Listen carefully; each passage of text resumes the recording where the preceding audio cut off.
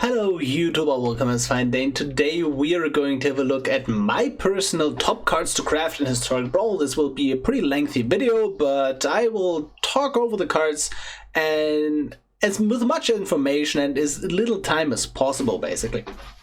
So, a few requirements before we go into the list. All of these cards do not have a common or an uncommon version on Magic the Gathering Arena. So all of them are going to be rare and mythic only from the point of this recording, right? I can't see in the future, maybe they reprint something at common or uncommon. I can't know that. The reason for this is I believe commons and uncommons are easy enough to craft that you don't sweat too much if you like misspent one or two wildcards. But if you craft a rare that you really didn't want to craft, that kind of stinks. So again, no commons and uncommons on this list. Now, a card to be on this list needs to be in either one of three categories, and that is either A, being unreplaceable. So what do I mean by that? I mean cards that are, for example, combo pieces. If you want to make a combo deck or like just any combo deck, it's going to be used in a lot of combo decks, and there is nothing like it. So I think the card should be unreplaceable to be on this list, or broken. That's the next point. A card that is so strong at what it does, I don't see it going anywhere in the near future. Like just extremely efficient removal fits that bill, but just cards that are so good that they're banned in basically any other format, those go also in here. Basically cards that I don't think will be replaced and are just broken. And then lastly, cards that are so often used that just crafting it gives you a boost to so many different decks. Lands probably fit in this category, right? Because you're going to use lands in every single deck, so crafting these is just a really good investment in the long run. Lastly, I want to mention this. I think it's clear, but I'm just going to mention it again. All of these cards are for the context of putting it into the 99. Even if it's a card that can be your commander, I'm strictly talking in the context of the card going into your 99. Because what your preference as a commander is, I don't know. I can't tell you that, and that's your choice. I can just tell you, if you like commanders that are like can use these cards, craft these cards. So yeah, that is basically the premise of this list. Anyways, enough rambling, and let's jump right into it.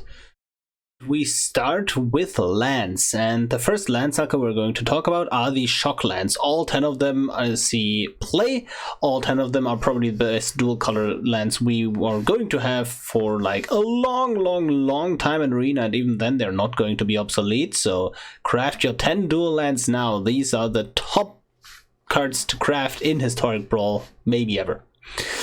Next up, we have the check lands, which I believe they're still slightly better than all the other land cycles. And again, same with the shock lands. These are just slightly worse, but still just amazing to have. There is still plenty of other land cycles on Arena, but I think out of the pure color fixing cycles, those two are the best ones, and I believe you should craft them. Next up, we go into the castles, and the castles are here not for fixing but because they provide a lot of utility. And some castles are better than others. For example, I think the black castle might be the best one because nearly every black deck wants them.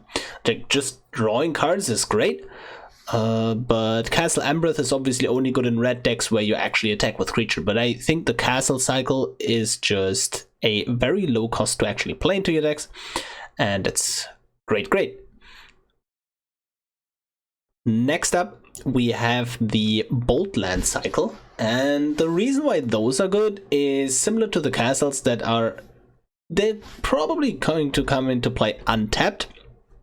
And even if you don't want them to play them untapped, like, you can just do that and save you a bit of life, but ultimately coming in to play untapped when it really matters is what's great here. And probably the best out of this cycle is Shadowstorm Smashing, because you're going to remove a few small commanders with this quite easily. Next up, we have Fabled Passage, and Fabled Passage is one of those fixing lands that is also just good. Like, it is the fixing land that you're going to use in most of your decks just because you can put it into every single deck. And also, it comes into play at a point where it still matters. Turn 4, that is just the mana you want for a white board wipe, for example. So Fabled Passage, great for fixing, but doesn't belong into any cycle. We also have Phyrexian Tower, and Phyrexian Tower is not only good in sacrifice deck, but obviously its home is really in sacrifice decks. So the decks that play this that are not sacrifice based are, for example, Golgari Elves. And what you can do in Golgari Elves, for example, with the 4-mana Planeswalker Elf, you can play Lano Elves on turn 1 and then just float mana, sacrifice the elves, and play a 4-drop on turn 2, which is really powerful, and again, not only used in sacrifice decks, but again, mainly sacrifice decks. We can't talk about Inventor's Fair without mentioning Paradox Engine and Whir of Invention, because we're mainly talking about Paradox Engine here, and this card is obviously not a land, but it goes hand in hand with Inventor's Fair. So Paradox Engine is the backbone of a lot of degenerate combo decks in Historic Brawl, and it is extremely potent, and the ability to tutor for it, even if it's a bad tutor, it's on an untapped land, so that's what makes Inventor's Fair really great. And Whir of Invention just completes the trifecta and increases your odds for a very high amount to actually find your Paradox Engine. Next up, we have some card filtering and tutors, and we start out with the banned in Historic, or basically every format ever, once upon a time. And it's just a great card to have on turn 1, but even afterwards, it's still just passable to play. Once Upon a Time is a spell that just allows you to keep greedy hands and just fix it to your liking, and it's really good at doing so. A card that's very similar to Once Upon a Time is Abundant Harvest, because early on you're just going to say land if you don't have a 1-drop to play. And later you can just say non-land, you basically get what you want from this card. It's arguably a better opt in my opinion, and it's in green, so it's great. Faithless Looting is a great filter spell, and it does not card advantage. In fact, it's actually card disadvantage if you look at it like that, but it allows you to filter through your deck very quickly at a very low cost. And this is not only great in combo decks, but also in just Spellslinger decks in general, just because it's so cheap. It's really an amazing card. Next up, we have some finisher potential with the delinquent duo of Finale of Devastation and Crater of Behemoth. And Finale is the tutor here. And you're most likely going to tutor up Crater of Behemoth. So if you just play an X=10 Finale of Devastation on an empty board and tutor up Crater of Behemoth, that's 16 damage already. But if you just have one other creature, you're well over lethal, and with 2 other creatures with your Crater of, everybody's going to die from that attack, and that is just amazing.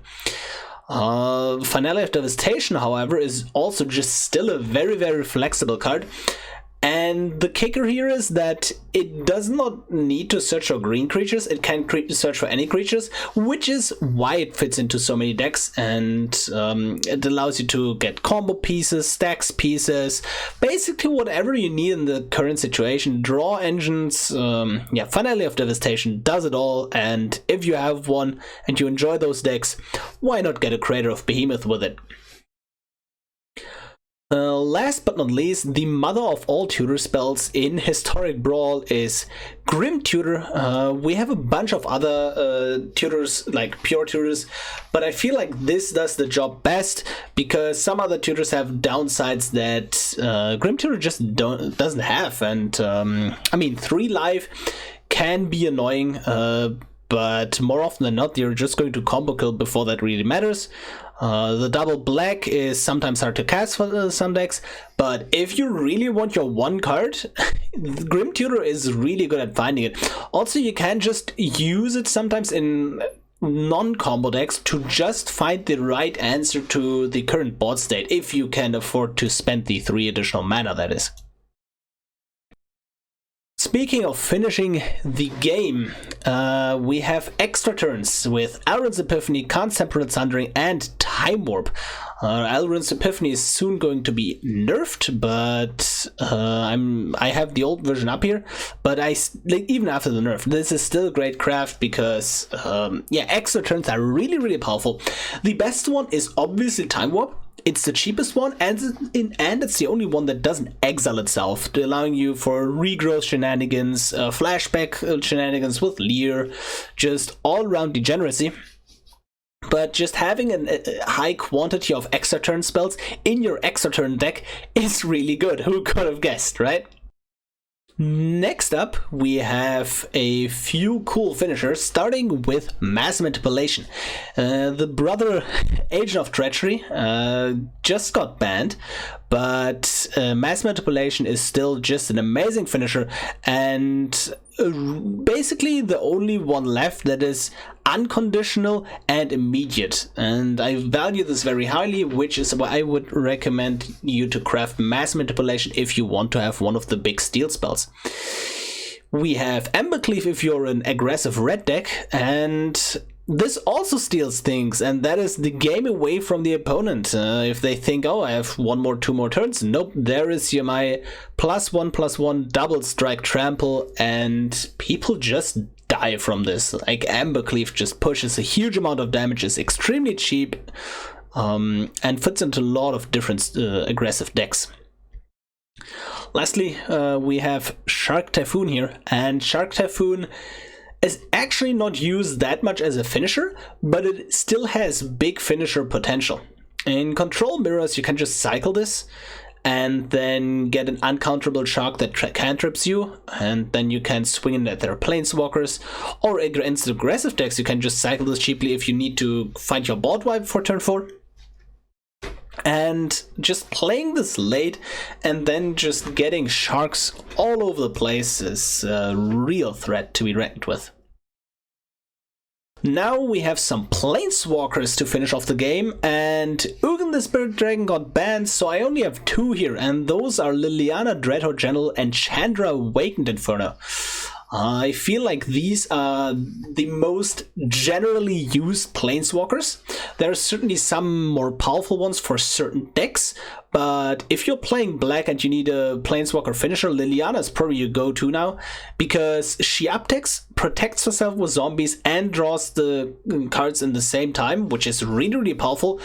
She can just do a mini board wipe, basically double edict, and it's great. And same goes for Chandra, although a bit different. She does have the board wipe part, but she also just gets +2 loyalty each turn, so that is really hard to remove. And against the control deck, they don't have really that big of an opening window to prevent them from getting emblems at all. What they basically have to do is you play Chandra, uptick the Tail's End or stifle the uptick, and then remove her, which is a lot of answers to ask, and it's at that point it's already a 2-for-1, which is great. But yeah, like Chandra preventing that emblem is almost impossible, and it's just a great card. If you enjoy control decks, let's jump right into some board wipes with Wrath of God, Doomscar, Day of Judgment, and Settle the Wreckage for white. Two of them are basically the same card. Doomscar has the additional upside of being able to play it on turn 3, but it is a bit more expensive if you just want to play it immediately. And Settle the Wreckage being able to be played at instant speed is just amazing. It's the only instant speed board wipe we have on Arena, and that's why it's worth the mention. If we play black and want board wipes, Crux of Fate is probably the most unconditional one, although it doesn't clear up dragons and, I mean, notably shapeshifters, but it is really, really good. If you play a black-white deck, you probably want to lean into the white side anyways, but if you don't play white in your colors, then the black board wipes are probably the best to have. Speaking of, Languish and Extinction Event, and these come down at 4 mana, which is extremely threatening, and Languish can get around, well, both of them can get around Indestructible quite nicely, so this is why they're notable. And Extinction Event is just good in a lot of board states where you also have creatures, but you're very selective with what you kill, and it's just amazing. Next up, we have some red board wipes with Storm's Wrath, Anger of the Gods, and Sweltering Suns. Two of them are basically, again, the same board wipe, but you know board wipe density cannot hurt. One of them has Cycling, the other one Exiles, give and take, basically. And Storm's Wrath is one of the very, very, very few board wipes that also hit Planeswalkers, and that's why it's very notable, in my opinion. I'm usually against recommending multicolored cards, but Casualties of War is such a powerhouse if it goes off that I still think it's worth mentioning here, because it is a one-sided wipe that can just really cripple the opponent. If they have a mana rock in play and play their commander, and then we Casualties of War them, we basically set them back 4 mana, because we not only kill the commander, which now costs 2 more mana, we also kill a land and a mana rock, setting them back 2 more mana, and it's just extremely, extremely brutal. So if you can cast this and it gets cast, it's really hard to lose from that point on. Now we have a bit more selective interaction. Let's start with the white cards, and white has a huge amount of interactive and stacks pieces. The probably most used out of all of these is Swords to Plowshares, and then followed by Mana Tithe and Fateful Absence. These 3 are pretty much unconditional and do their job really, really well. Swords to Plowshares is just busted in any formats it's in, basically. It is extremely potent, and exiling something for 1 mana, even if it gains them a bit of life, which mostly doesn't matter if you're not an aggro deck, it's just huge. Nobody expects the Mana Tithe, and counterspells out of a non-blue deck is something people really don't think of, and can't stress enough how good Mana Tithe can be. And lastly, in the trio of target removal, we have Fateful Absence, and Fateful Absence is just a very versatile and also new addition. Yes, it draws them the card, but if they draw the card, they've spent 2 mana on it, so basically you are not down in mana, but you're just down a card in compared to the opponent, because, you know, 2 mana in the early game, they don't immediately get that card, so it's really, really good. Then, if you want to stack the opponent out a bit, Ranger-Captain of Eos, Thalia, Guardian of Thraben, and Curse of Silence are really, really good cards for this. Thalia just recently got reprinted, so you might pull one from packs, but if you're aggressive, if you don't play that many non-creatures, sure, go for Thalia, and if you play against a non-creature based decks, they're going to hate their life, and Thalia is just amazing. Similar to this is Ranger-Captain of Eos. The strength of Ranger-Captain is that you can play a small toolbox around him in your deck. Some 1-drops protect your creatures, some 1-drops destroy things, some 1-drops haste in. It's not even 1-drop, you can also go for a 0-drop with Ornithopter. And Ranger-Captain of Eos is really versatile in that regard, but can also just shut down opponents in the most crucial of turns. Let's say you have lethal on board and it goes into their turn, and upkeep you crack Ranger-Captain of Eos. Now they can't cast their sorcery speed board wipes, and they're done for. So this is why Ranger-Captain of Eos is great. And Curse of Silence is also just an absolutely amazing card in a 1 versus 1 format where we have perfect information of at least one card in their deck, and that is their commander. Yes, we can name their commander with it. It costs 2 more for the first time they played. Coming on down on turn 1, like some strategies like Kinnan or Catilda entirely revolve around them being able to cast their commander on curve, and if you can just take them off that curve, and 2 mana in the early game is a ton, like it's really a ton, that can just hamper the ability. And then if they actually play their commander, you have the choice of cantripping for the Curse of Silence, or just keeping it around and then removing their commander, and now it costs 4 more mana instead of 2, and it is just absolutely backbreaking in any way possible. Lastly, we have a creature that also deserves an honorable mention, and that is Skyclave Apparition. And Skyclave Apparition is just a great card to have if you're playing a creature by strategy, because you are going to hit things with this. Whether it be a mana rock, you can just hit cheap planeswalkers with it. A creature like a certain blocker, just problematic permanents. If they have exiled something with a Banishing Light effect, you can get that thing back with the Skyclave. You have so many versatile options that Skyclave Apparition is a hard card not to have if you like white creature-based strategies. Next up, we go into the blue section, and yes, you guessed it, it's all counterspells, starting with the original Counterspell. Counterspell is just, the mother of all counterspells, basically. It's unconditional, it costs 2 mana, what do you want more? And then we also have Tail's End, which is very similar to Counterspell in this format, because yes, we can't counter everything, but we can counter the most important thing, and that is their commander, so that is why Tail's End is also really great. The third unconditional one is Memory Lapse, and well, Tail's End is unconditional, but Memory Lapse isn't again, and this card is extremely potent. They get their card back on top, but that is sometimes a detriment, especially like in the early turns of the game when they keep like a 1-lander and then you like a 2-lander, you counter their Signet. Now they get for guaranteed don't draw land, and can be really brutal. Swan Song does not counter planeswalkers, notably. But for 1 mana and what it does, it's amazing. If you play a planeswalker-based strategy, you might not want to have this because the 2/2 creature can beat you down, but it is a hard card not to craft, especially combo decks love this.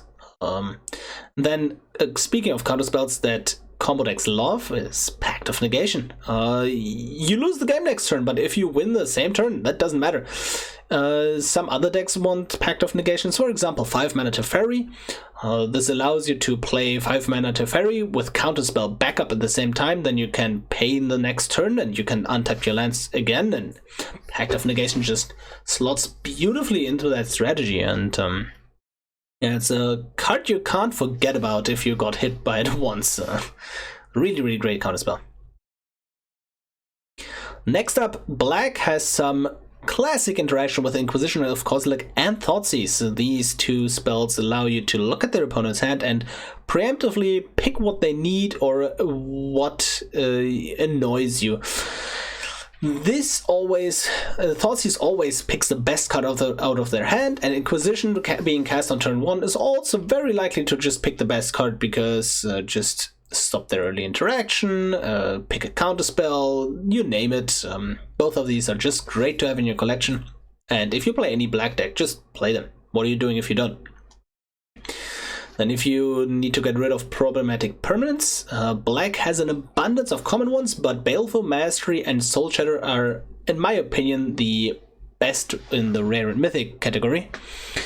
Because yes, you do have a ton of options to remove creatures on 2 mana on black, but not that many on to remove planeswalkers, and that is exactly what Baleful Mastery offers you. The option of being cast for 2 mana, or just don't give them a card, and then 4 mana is really versatile and nice. And Soul Shatter also goes around hexproof and indestructible, and mostly hits their best thing, right? Their best thing is the largest thing, so Soul Soul Shatter is really great. Then going into red, Lightning Bolt, the classic all-star. And what can I say? It's Lightning Bolt, craft Lightning Bolt. Lightning Bolt is amazing. You play red, you mostly play my Lightning Bolt, and yeah, just a really great and versatile card. Then we have Chandra, Torch of Defiance, which is for me in the interactive category because she comes down and can remove something immediately, or can just play your value engine. She can burn people out, she can ramp you. There is so many things that this Planeswalker can do. I wonder what it can't do, right? Next up we have Bonecrusher Giant, and Stomp is just a beautiful instant 2 mana for 2 damage. It's a reasonable ratio, but the ability that you just have this creature stapled onto it later, or can just play the creature outright, is very, very threatening. And if you just play any sort of creature-based strategy, this is a creature you don't want to miss out on. Lastly, green doesn't have too many interactive spells, and I don't value the fight spells too highly, but Heroic Intervention can just absolutely save your ass, so to speak. And yeah, I can't mention how many times I got saved by this card, or also just blown out by it. You play a board wipe, Heroic Intervention. You want to steal my permanents, Heroic Intervention. You want to mess with my commander? Nope, Heroic Intervention. Yeah, this card can really protect things. There are very, very few things that actually go around it, and it's a great, great card to have. Then we have 2 multicolor cards with Assassin's Trophy and Prismari Command. And again, I usually don't recommend multicolor cards. These are almost the last ones in this list. But man, how are these versatile. If you're playing in Golgari, Assassin's Trophy literally catches anything. It's the catch-all card. And later on, the additional land drop doesn't matter too much, especially with Field of the Dead being banned now. Yeah, great, great, great card. And then Prismari Command can just absolutely wreck people. If you're playing, for example, against Kinnan, you can deal 2 damage to the commander and destroy Mana Rock. If you're a Storm deck, you can draw 2 cards and create a treasure token. If you are a control deck, you can now deal 2 damage to any target and ramp into your big Planeswalkers. There are so many things this card can do. It is just extremely, extremely versatile. And again, it's my list. I am going to recommend you to craft anything on this list. But again, I recommend you to craft this card. Yeah, enough said. Next up, we have some ramp, and the one and only Mox Amber can't be missing from this list. And Mox Amber, just an absolute house. You play it in basically any deck, no-brainer, that is a 2 or less CMC commander. If you're a 3 CMC commander, you're going to likely play it. And even some 4 or 5 plus CMC commanders want to play Mox Amber because this card, 0 mana, add 1 mana, it's just amazing. And yeah, you're always going to have access to a legendary creature or planeswalker. So this is just a great, great, fantastic card to have. Next up, Brawl Chiefs of Compliance. It's technically ramp, technically not ramp, however you want to see it, but yeah, this card not only is a very mean commander, but in the 99 is surprisingly effective.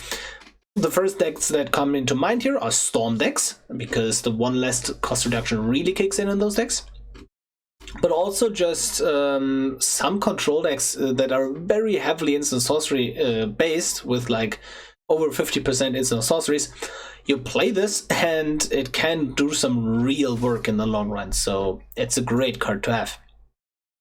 If you dip into black, Dark Ritual, there's nothing like it. It is the ritual on Arena, and it can bring cards out way too early, way ahead of curve. If you ever played a turn 3 Nicol Bolas, this is disgusting, and I love it. Obviously, did I mention Storm already? It's good in Storm. Magda Brazen Outlaw is an option to ramp in red, actually, and this little girl can swing in while creating treasures, and the ability of stocking up that mana for later turns is actually not irrelevant. It is pretty potent and allows you to get your, like, what, 7 or 6 drops way early out than expected. Very similar to a Dark Ritual in that regard. If we look into green, we have Lotus Cobra, Oracle of Moldiah, and Gilded Goose. Gilded Goose, first and foremost, is one of the very few unconditional creatures that just ramp you to 3 mana on turn 2, and that is why it's really, really good. Lotus Cobra is extremely good in land strategies, as well as Oracle of Moldiah, and both are just solid in other decks. If you play a fetch land with Lotus Cobra, your mana really ramps up, and then if you escape shift, for example, it goes into overdrive. And Oracle of Moldiah can also just be played to clear lands off the top of your deck, and then just draw pure gas from that point on. So all of these are great crafts. If we are looking to get some cards, Esper Sentinel is a very solid card here. He can just draw you 3-4 cards during the course of a game, and that is just amazing, especially if it's not a bad body, honestly. A 1-mana 1/1 is perfectly playable in a bunch of white aggro and mid-range decks, and if you're playing something like Human Tribal, you buff this guy's power, it's getting absolutely ridiculous because they cannot keep up with the additional cost. Like, if this has 3 power, nobody's going to play 3 mana extra. So yeah, Esper Sentinel is just great. Search for Azcanta is in blue, and man, is it a blue card. Finds you a ton of non-creatures later on, but first and foremost, front side.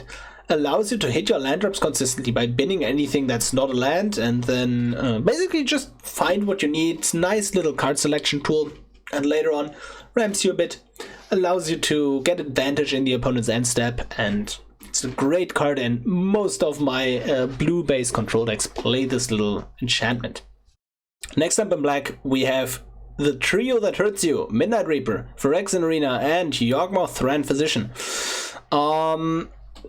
Like, 2 of these are mostly based or like mostly good in sacrifice-based strategy, but that's what's drawing your cards in black anyways, right? But you can just play Midnight Reaper in a solid mid-range aggro shell, and then if your board gets wiped, you draw a bunch of cards. Yawgmoth Thran Physician, obviously not only a great commander, a great budget commander I might add, but also just super solid at drawing your cards, removing things, and it's a really disgusting card when it comes down. And lastly, Phyrexian Arena. This card is not only solid in just sacrifice decks, because it draws you the cards unconditionally, 1 card a turn, 1 card a turn, 1 card a turn, the little price of 1 life, but it just does the job well and repeatedly, and that's why it's on this list. Talking about well and repeatedly, we have the green cards, Toski, the Great Hedge, and Guardian Project. And honestly, the best one here is by far Guardian Project. Just 4 mana, and after that, we just draw a card from each creature we play. Technically, because we are playing a single format, so we don't have creatures in the graveyard or that we control with the same name. But remember, if they kill our creature in response to the Guardian Project trigger, now we have the same name in the graveyard, and that doesn't work. But yeah, Guardian Project is really house, and you basically put it into any creature green-based strategy. Almost as great like Great Henge, but Great Henge does require you to either ramp a lot or also have a lot of power on the board. Yeah, very similar card, gains your life and also puts some counters on things. And lastly, Toski, Bearer of Secrets. This card is absolutely filthy against control decks because Indestructible can't be countered. Is a line that is really hard to deal with. It attacks each combat available, but you know, this thing doesn't die in combat, so it doesn't care. It's just so it can't block, basically. And it can draw you a ton of cards. Like, this triggers for each creature that deals damage, so if you go wide swinging with like 5 creatures, they all deal damage, you draw 5 cards, and that just ramps up really quickly. And then lastly, we have 2 more additions: Uro, Titan of Nature's Wrath, and Vanquisher's Banner. So Uro is the last multicolor card on this list, and for a good reason, because this is an absolute house. Just 3 mana ramp is already decent for a lot of blue-green based decks. gaining life is nice, but the real kicker comes later. This comes back again and again and again, and then attacks and draws you cards, so many cards. It's great against aggro, gains your life, and this makes real good use of your graveyard, which you arguably otherwise don't have that much access to in blue-green based strategies. And then we have Vanquish's Banner. If you play a tribal deck, this is the card to craft. Because it's really great in any tribal deck because we choose the tribe that we want to play with it. It's an anthem, and then it's also for a Guardian Project. So basically Guardian Project for 1 more mana that is also an anthem, and that is just extremely, extremely potent. So if you like tribal decks, Vanquish's Banner is probably the card for you. For the last section, we have some good cards, basically. I don't know what I should have called them, but Legion's Landing and Luminarch Aspirant are great aggressive cards. Even after the nerf, Luminarch Aspirant will still be a decent card, I believe. And if you go wide, Legion's Landing is probably better. Luminarch Aspirant allows you to go a bit taller, but the board impact can't be underestimated. So these cards are just lovely. Next up, we have Woe Strider, and this is again more in the sacrifice-based strategies, but man, it is so crucial to most of these sacrifice-based decks. You really don't want to miss on it, so Woe Strider is a great craft. Then we have Legion Warboss, and he's basically one of the best threats you can ever play on 3 mana in red. Like, this thinks he's a legacy play, and yeah, it is just an absolute house, because the damage this thing puts out is 1, and then it pumps out 5 damage, and more and more and more. It just grows so fast, and it's absolutely filthy.